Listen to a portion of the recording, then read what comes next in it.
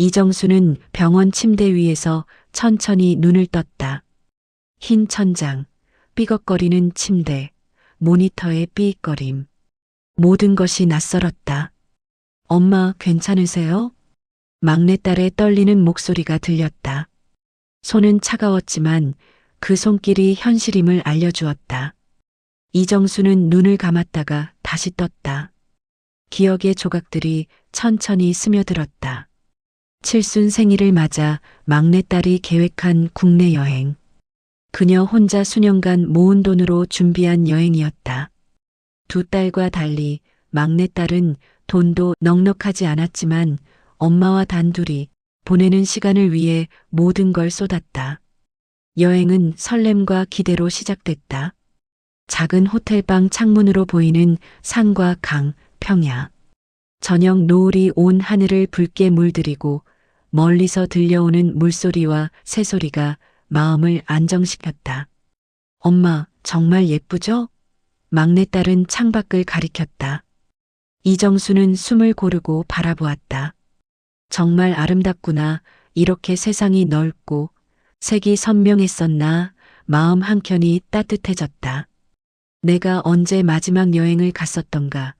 기억도 나지 않는 다른 세계와의 만남 같았다. 여행 중 모녀는 산책하며 지난 세월을 이야기했다.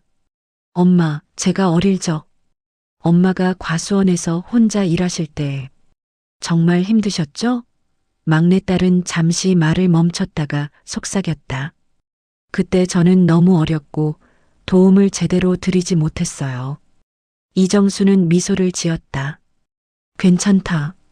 넌 늘 내 곁에 있었잖아. 그래서 나는 살려고 했고 지금 여기까지 살아갈 수 있었구나. 막내딸의 눈빛에서 진심과 헌신, 사랑이 느껴졌다. 그녀는 늘 엄마를 지켜주었고 그 덕분에 이정수는 살아갈 힘을 얻었다. 그러나 여행의 마지막 날 불행이 닥쳤다. 산책 중 갑작스러운 두통과 어지럼증이 몰려왔고 이정수는 땅바닥에 쓰러졌다. 엄마, 정신 차리세요. 막내딸은 공포와 절망 속에서 119에 전화를 걸고 주위 사람들에게 도움을 요청했다. 막내딸의 손길만이 이정순의 의식을 붙잡고 있었다. 얼마 지나지 않아 119 구급대원이 도착했다. 응급차로 옮겨진 후 이정수는 의식을 잃었다. 막내딸은 손을 꼭 잡고 눈물을 흘렸다. 엄마, 제발 무사히 돌아와 주세요. 병실 침대에서 깨어난 순간 이정수는 자신과 막내딸의 관계를 새삼 깨달았다. 막내딸만이 내 삶을 응원해 주었구나. 이제야 내가 진짜 감사할 줄 아는 사람을 알겠구나. 병실 창밖으로 햇살이 스며들고 기억 속 과수원의 풍경이 겹쳐졌다. 남편과 딸들과 함께 걷던 길, 사과 향과 흙냄새, 바람에 흔들리는 나무, 그리고 막내딸의 손길과 눈빛. 여행은 단순한 휴식이 아니었다. 이정순에게는 생과 사를 넘어선 깨달음과 가족의 의미를 확인하는 시간이었다. 재활병원의 아침은 차가웠지만 막내딸은 여전히 엄마 곁을 지키고 있었다. 이정수는 침대에 누워 천천히 몸을 움직이며 숨을 고르고 있었다. 팔과 다리, 손가락의 움직임이 아직 서툴렀지만 막내딸의 손길과 격려 덕분에 조금씩 회복의 빛을 느낄 수 있었다. 엄마, 오늘도 천천히 해요. 무리하지 말고. 막내딸의 목소리에는 긴장과 걱정이 섞여 있었다. 알겠어. 조금만 더 힘내보자. 이정수는 속으로 중얼거리며 다시 몸을 움직였다. 하지만 그들의 노력은 오래가지 않았다. 큰딸과 둘째 딸이 병실을 찾아왔다.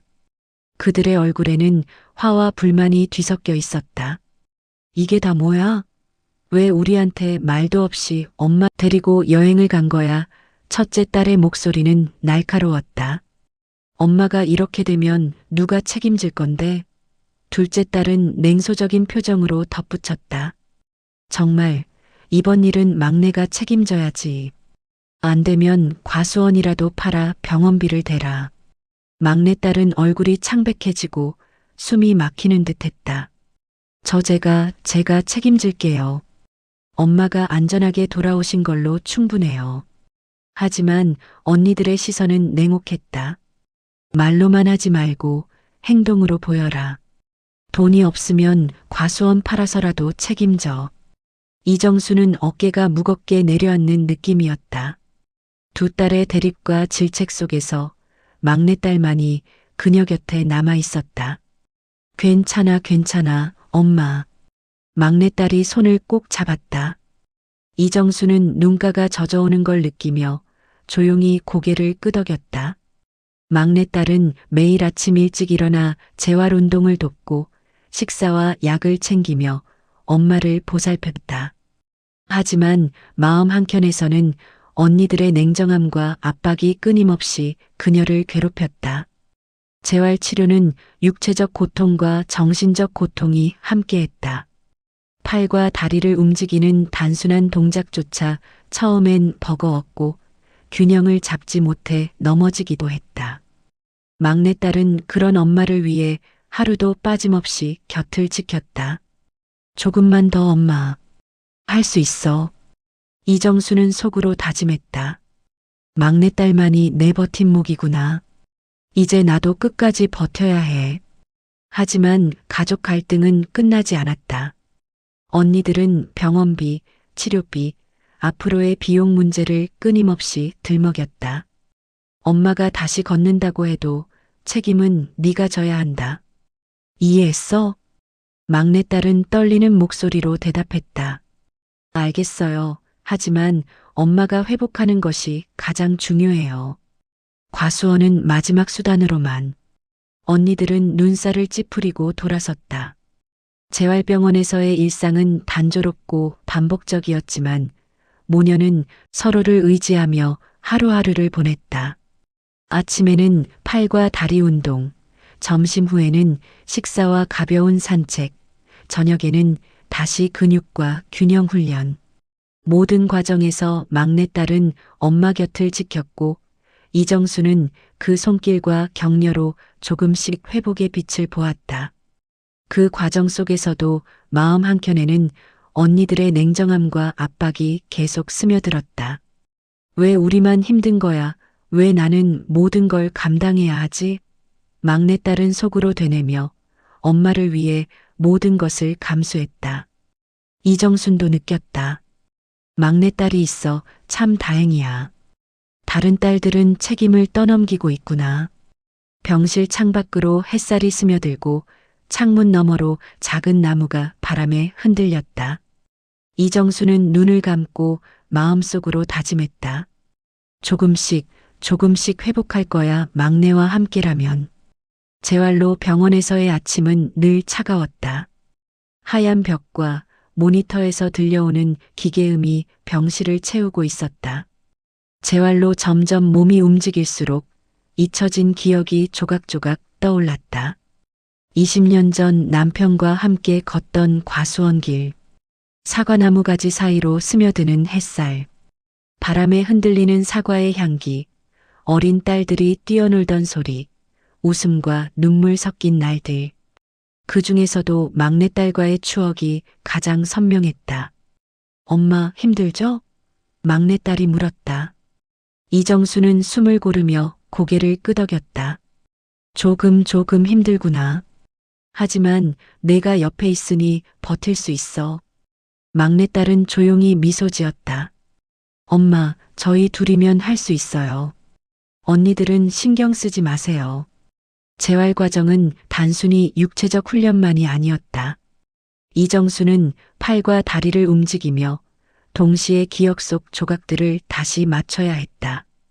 과수원의 소중한 시간, 남편과의 약속, 두 딸과의 작은 다툼과 화해, 그리고 막내딸과의 특별한 유대가 모두 연결되었다.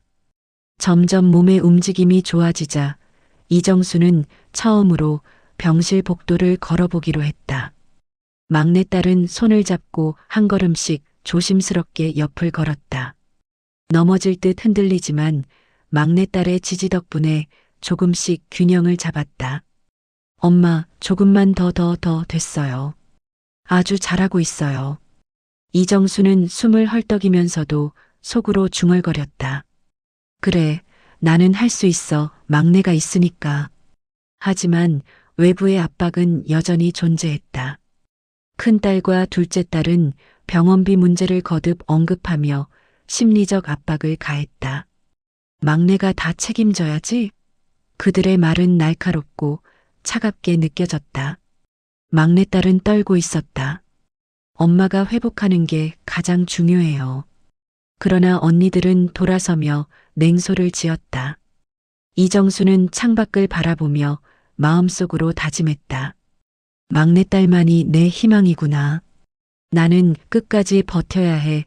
내 삶을 실망시키지 않겠어. 어느 날 병실 창밖으로 햇살이 스며들었다. 모녀는 손을 맞잡고 작은 재활 운동장을 걸으며 숨을 고르고 있었다. 엄마, 조금씩 걸음이 안정돼요. 이제 병실 밖도 가능할 거예요. 막내딸의 목소리는 격려와 희망으로 가득했다. 이정수는 미소를 지으며 말했다. 그래, 조금씩 회복할 거야. 너와 함께라면. 그 순간 몸과 마음, 기억이 하나로 이어지는 느낌이 들었다.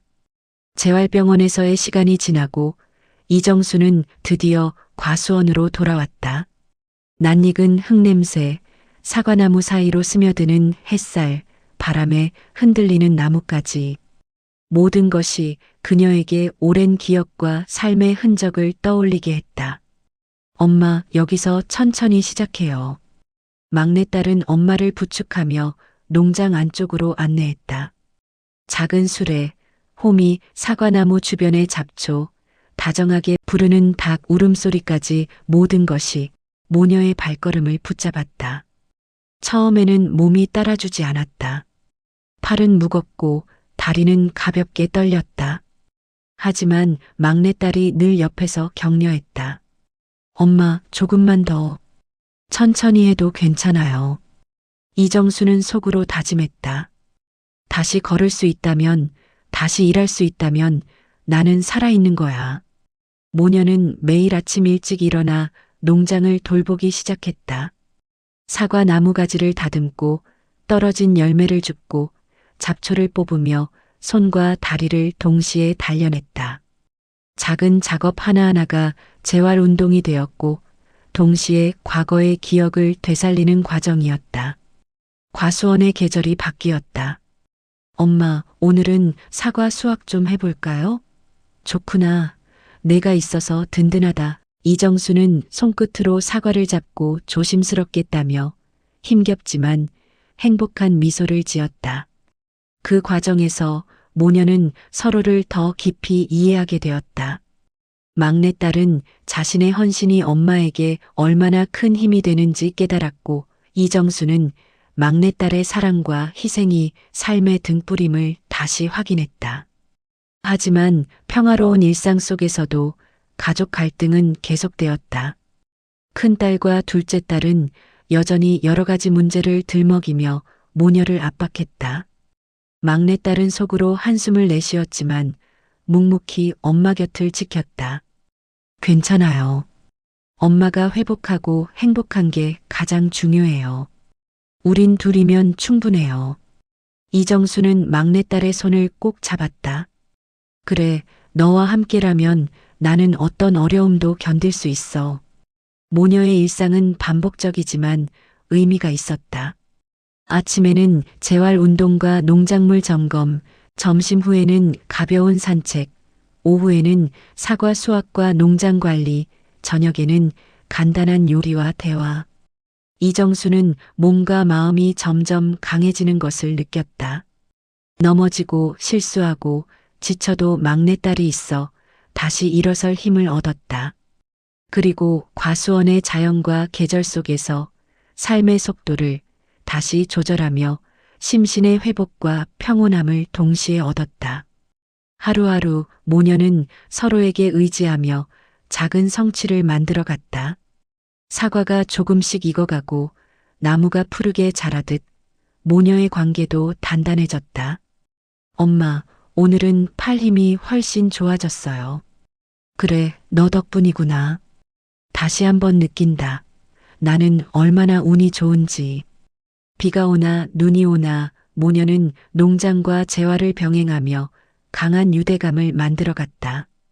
외부의 압박과 갈등에도 흔들리지 않고 오직 둘만의 세계 속에서 회복과 삶의 의미를 다시 찾았다. 과수원은 여전히 푸르고 풍성했다. 사과나무 사이로 부드러운 바람이 스며들고 흙냄새와 풋풋한 사과향이 모녀의 마음을 채웠다. 이정순과 막내딸은 아침부터 함께 농장을 돌며 재활운동과 사과 수확을 병행했다. 엄마, 오늘은 사과 가지치기를 해볼까요? 좋구나. 내가 있어서 든든하다. 모녀는 서로에게 의지하며 작은 성취 하나하나를 함께 기뻐했다. 그러나 평화로운 일상도 오래가지 않았다. 큰딸과 둘째 딸이 과수원 문 앞에 나타났다. 그들의 표정에는 냉기와 계산된 불만이 서려 있었다.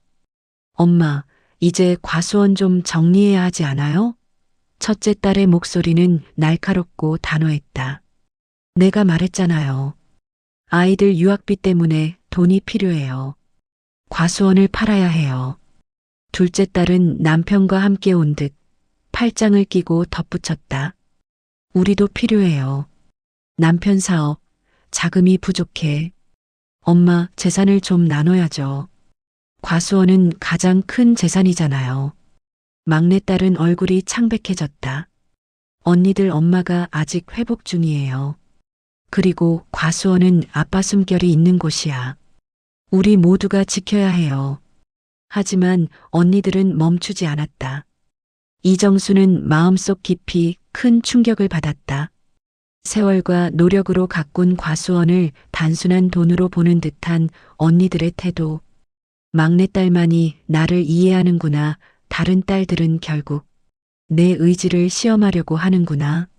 속으로 씁쓸하게 한숨을 내쉬며 막내딸을 보았다. 막내딸은 눈물 섞인 목소리로 말했다. 엄마, 제가 막을게요. 언니들이 원하는 대로 할 수는 없어요. 하지만 큰딸과 둘째 딸은 막무가내였다. 그건 내 생각이야. 우리는 정당한 상속을 요구하는 거고 엄마가 결정하지 못하면 우리는 법적으로라도 요구할 거야. 모녀는 과수원 안쪽 작은 벤치에 앉아 숨을 고르며 서로의 손을 잡았다. 엄마, 언니들이 너무해요. 그래도 괜찮다. 나는 너와 함께라면 버틸 수 있어. 우리 둘이면 충분하단다. 날이 바뀌고 모녀는 재활과 농사 그리고 마음을 단단히 붙잡는 시간을 이어갔다. 큰딸과 둘째 딸의 압박에도 흔들리지 않고 오직 모녀만의 유대와 삶의 리듬을 지켜나갔다. 우리 둘만의 세상을 지키겠어. 외부 압박과 갈등이 있어도 끝까지. 매일 아침 모녀는 과수원에서 일어나 함께 운동으로 시작했다.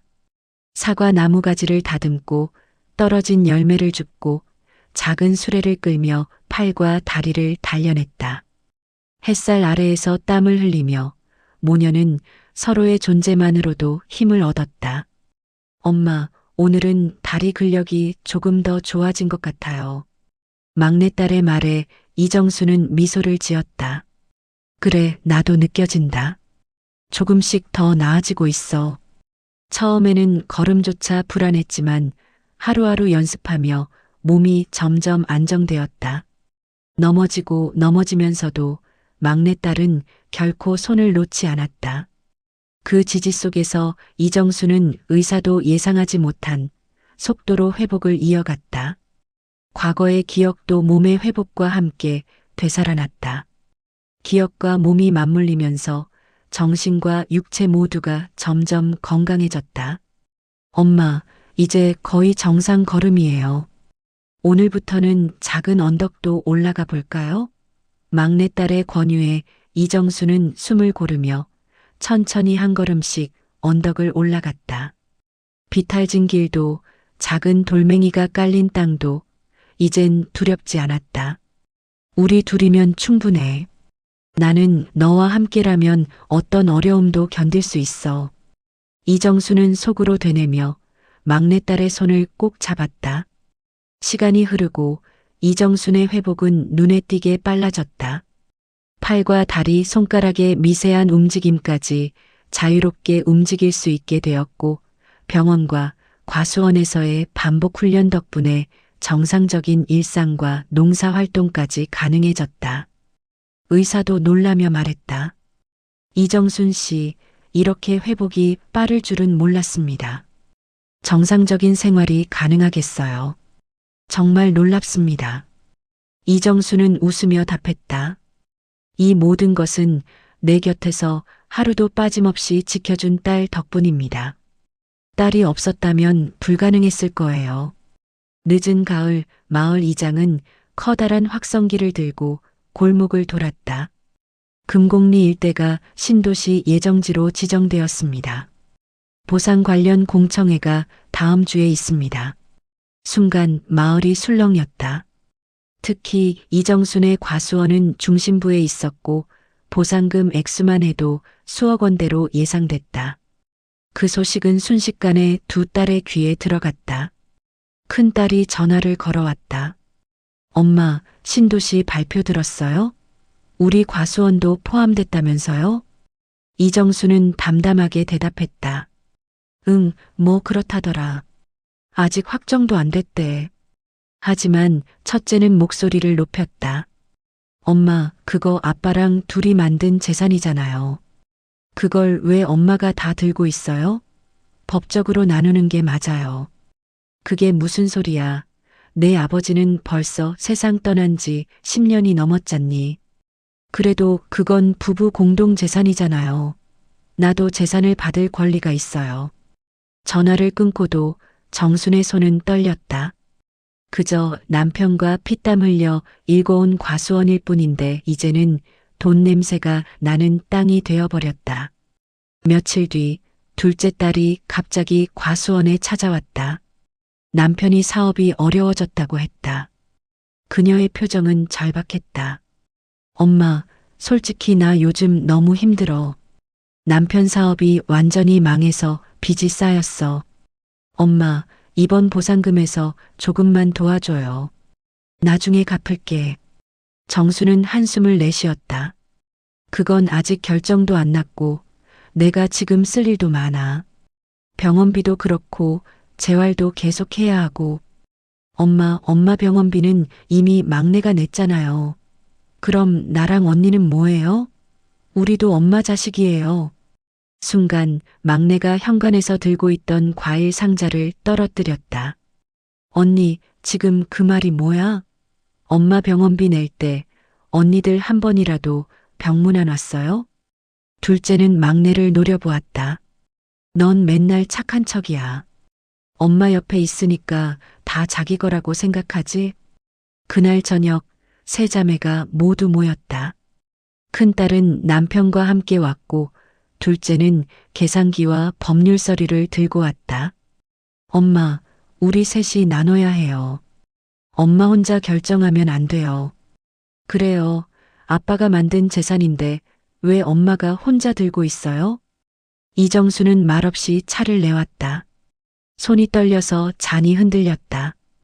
이 과수원은 너희 아버지가 떠난 뒤 내가 지켜온 거야.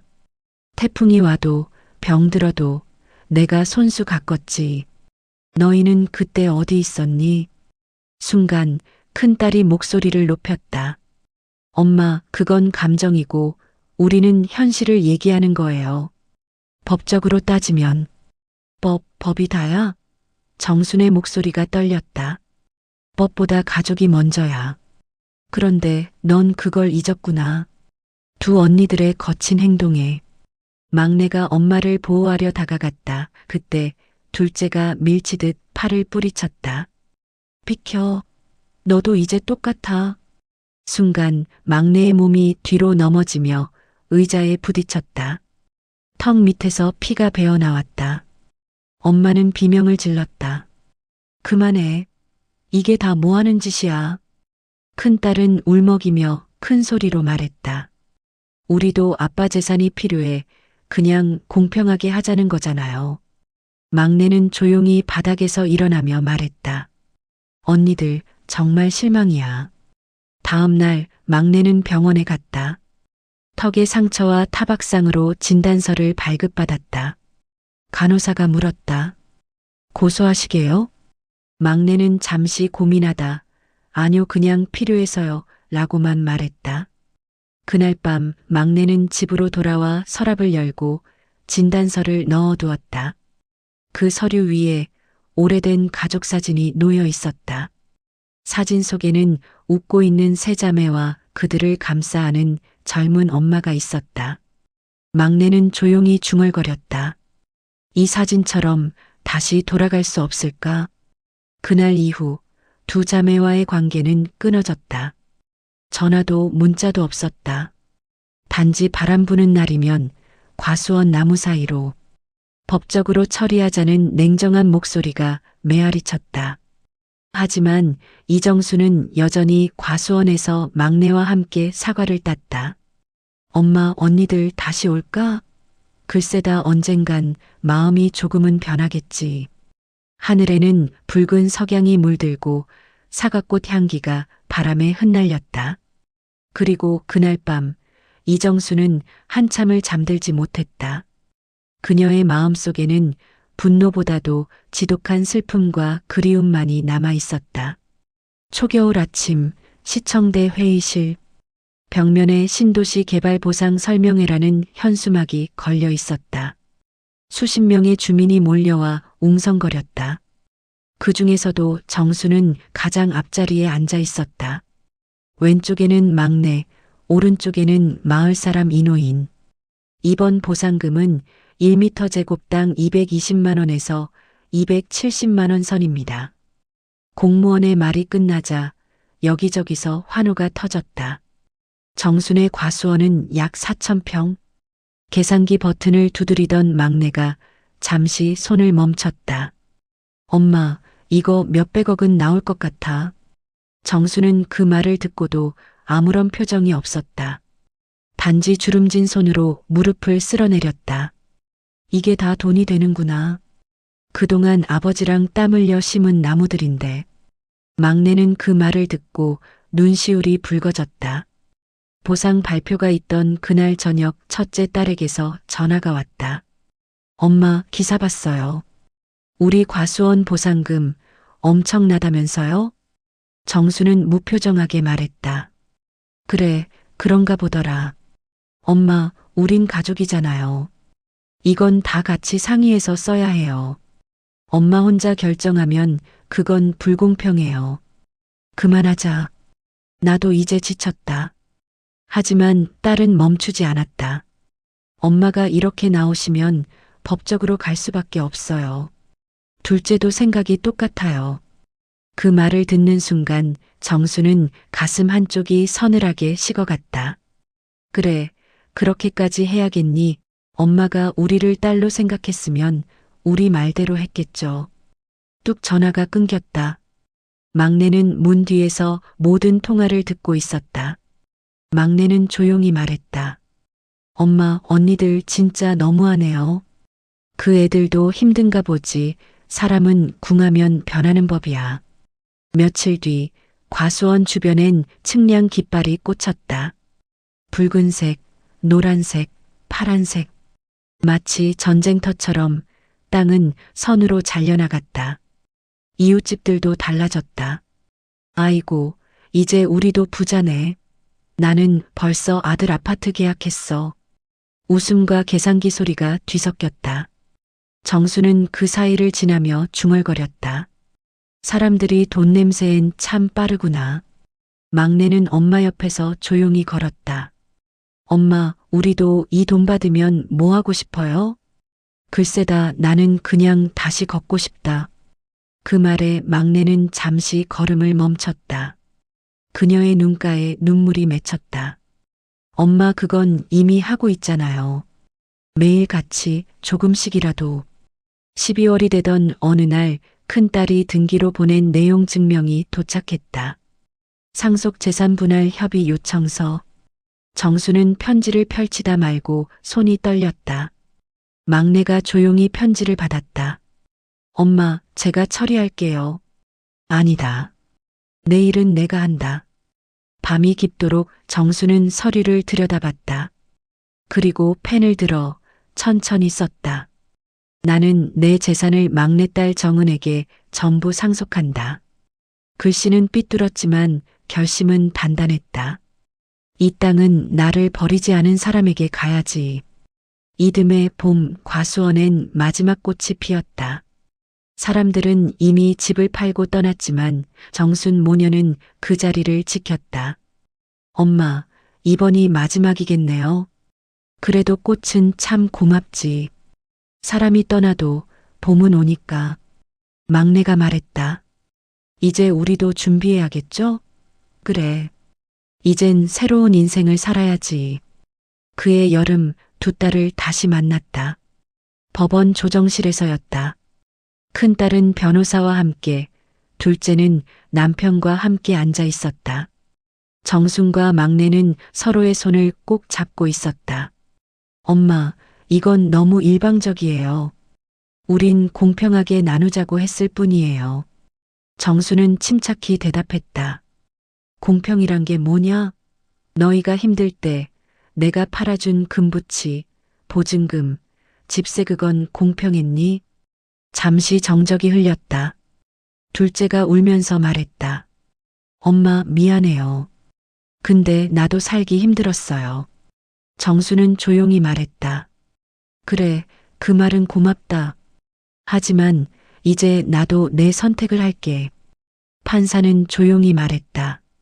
조정은 결렬로 처리하겠습니다. 두 딸은 조용히 고개를 숙이고 아무 말하지 않았다. 신도시 개발 공사는 본격적으로 시작됐다. 과수원엔 굴착기와 콘크리트 냄새가 퍼졌다. 정수는 트럭이 사과나무를 뽑아가는 걸 바라봤다. 저 나무들 다 아빠랑 심은 건데 엄마 괜찮아요? 그 기억은 사라지지 않아요. 정수는 조용히 웃었다. 그래, 기억은 사라지지 않지. 사람만 변할 뿐이지. 막내는 엄마의 손을 잡았다. 그 손에는 여전히 흙냄새가 배어 있었다. 그날 밤 정수는 불 꺼진 방 안에서 혼잣말을 했다. 돈이 사람을 바꾸는 게 아니라 사람 속의 욕심을 드러나게 하는 거구나. 창밖엔 불도저의 불빛이 비쳤다. 그 불빛이 마치 번쩍이는 번개처럼 과거의 기억을 쓸어갔다. 그녀는 눈을 감았다. 그리고 마음속으로 중얼거렸다. 이 땅이 내 마지막 남은 목숨까지 지켜주었구나. 나는 후회 없어. 며칠 후 막내는 보상금 계약서를 챙기며 말했다. 엄마, 이제 정말 끝이에요. 정수는 조용히 미소 지었다. 아니, 이제 시작이야. 이 땅은 끝났지만 우리의 봄은 아직 오지 않았으니까. 막내가 조심스레 물었다. 엄마, 이제 뭐 하고 싶어요? 그녀는 잠시 생각하더니 웃었다. 그래, 너랑 여행 가고 싶다. 진짜요? 어디로요? 너희 아버지가 늘 가고 싶어 하던 곳. 그 하늘, 한번 보러 가자. 막내는 잠시 엄마를 바라보다가 고개를 끄덕였다. 그래요, 엄마. 우리 같이 가요. 며칠 뒤 공항의 유리창 너머로 햇살이 반짝였다. 엄마는 지팡이 대신 작은 가방을 들고 있었다. 천천히 그러나 단단한 걸음으로 걸었다. 그녀의 옆에는 늘 막내가 있었다. 비행기에 올라 자리에 앉자 엄마는 긴 숨을 내쉬었다. 참 오래 걸렸네. 그녀의 말에 막내는 조용히 웃었다. 그래도 여기까지 왔잖아요. 비행기가 활주로를 달려 이륙했다. 창밖으로 세상이 작아지고 구름이 가까워졌다. 엄마는 창밖을 바라보다가 미소를 지었다. 젊은 시절 과수원에서 남편과 웃으며 사과를 따던 모습이 떠올랐다. 그때의 바람, 햇살, 웃음소리, 모든 것이 다시 그 자리에 있었다. 입가에는 부드러운 미소가 번졌고 눈가에는 조용한 눈물이 흘렀다. 그 눈물은 이별이 아닌 감사의 눈물이었다. 막내가 엄마의 손을 잡았다. 그녀는 말없이 손을 꼭 쥐며 속삭였다. 당신, 우리 막내, 참 잘 컸죠. 이제 우리 걱정하지 말아요. 그대가 보고 싶어 하던 그 하늘로 나도 갑니다. 창밖에는 구름이 부드럽게 일렁이고 햇살이 하얀 빛으로 기내를 물들였다. 그녀는 눈을 감았다. 그 얼굴에는 봄날 같은 미소가 피어 있었다.